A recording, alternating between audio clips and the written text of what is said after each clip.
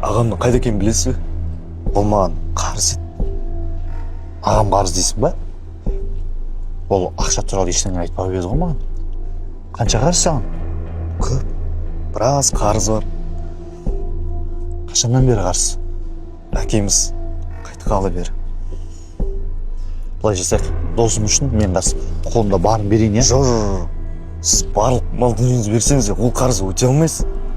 Оны тек ағамның өзі ғана өтей алады. Сіз маған тек оның қайда екенін айтсаңыз болды. Сіз барлық мал дүниеңізді берсеңіз де ол қарызды өтей алмайсыз. Оны тек ағамның өзі ғана өтей алады. Ақша болмай жатыр ғой. Не болды сонша достарыма дейін хабарласып? Сол ақшама сен осы жерге дейін алып келген? Кім айтты сізге ақша деп? Онда қандай қарызды айтып жатсың? Сіз маған ағалық мейірім, қамқорлық қарызсыз. Әкең кеткен күні иығыма қолыңызды қойып, мен бармын ғой дегеніңізді күттім ғой. Қиналғанда ақшадан бұрын арқа сүйер аға керек еді ғой маған. Мен сізден ешқандай дүние сұрап жатқан жоқпын аға. Жай ғана әкеміздің орнын жоқтатпайтын жылы сұрадым ғой.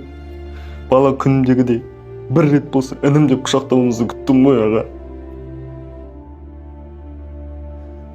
Әкем кеткеннен кейін аға іздеп жүрмін.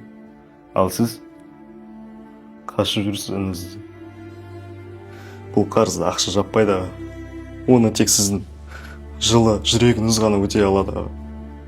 Бұл қарызды ақша жаппайды аға. Оны тек сіздің жылы жүрегіңіз ғана өтей алады.